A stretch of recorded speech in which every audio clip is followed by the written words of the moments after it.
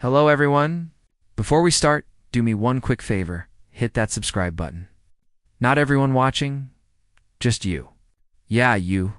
Because clearly you're one of the few sane people left who still wants real explanations in a world that's falling apart faster than a cheap IKEA shelf. All right, good.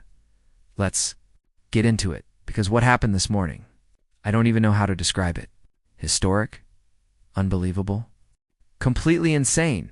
Probably all three, for the first time in modern history. America's closest allies, the European Union, the United Kingdom, Canada, and Australia have imposed coordinated sanctions on the United States. Not Russia, not Iran, not North Korea, the United States. Let that sink in. These are the nations that stood shoulder to shoulder with America through 2 world wars. Through the Cold War, through terror attacks, global recessions, pandemics, you name it. And today, at precisely 6 a.m. Eastern Time, they announced sanctions that directly target Donald Trump, 17 members of his administration, and over 40 companies tied to his business empire, assets frozen, travel banned, financial transactions blocked, American companies treated like international offenders. This wasn't a leak. This wasn't a rumor. It was a synchronized diplomatic strike planned for months, timed before American markets opened, and designed to deliver maximum shock value. And according to their joint statement, this wasn't about tariffs. It wasn't about trade disputes. This was punishment for documented corruption, constitutional violations, and behavior that they say threatens the stability of the Western alliance. You know how serious that is? This is the language they normally reserve for dictators, not presidents. But let's rewind a bit and break down how we got here, because this didn't start last week. This didn't even start in Trump's second term. The relationship between Trump and America's allies has been deteriorating for years. He questioned NATO commitments. He openly mocked allied leaders. He imposed tariffs on Canada and Europe. He said allies couldn't pay their bills. He made long-standing partnerships sound like some monthly subscription service he forgot to cancel. Allies tried to shrug it off. Then they tried to adapt. Then they tried to ignore it. But what they couldn't ignore was the intelligence. According to Politico's December 5th report, European and Canadian intelligence agencies have been sharing information for months about what they describe as the breakdown of constitutional governance in the United States.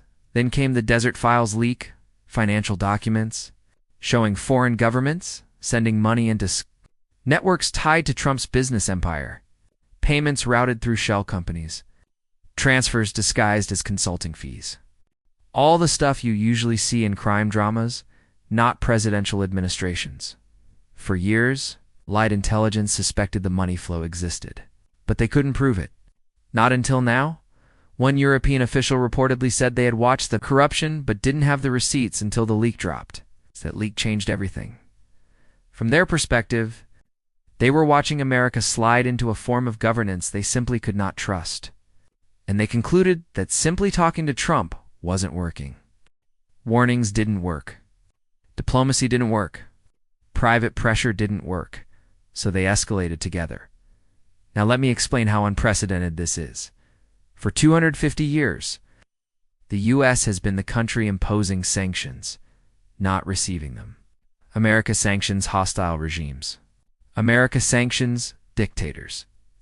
America sanctions governments accused of corruption, but now, America is the one being sanctioned by its own allies. If you don't understand how massive that is, imagine if your closest friend suddenly started treating you like a dangerous stranger who can't be trusted with their house keys anymore. This is a rupture in the world order, a crack in the foundation of everything the West has built since 1945. And then came the markets. Within an hour of the announcement, S&P futures dropped 4%. Gold spiked dramatically, Treasury yields went wild. European banking stocks fell, Canadian and UK. Markets surged as investors bet on political stability outside. The U.S. This is what happens when the world suddenly decides that America might not be the safe, stable anchor it once was. But it doesn't stop there. Because behind the scenes, things were worse than anyone imagined. CNN reported that allied governments have held weekly covert video conferences since late summer. They discussed sanction targets, legal frameworks, financial exposure. They even coordinated the exact timing of the announcement down to the minute. This wasn't impulsive. This wasn't emotional. This was strategic. And here's the part that really pushed everything over the edge.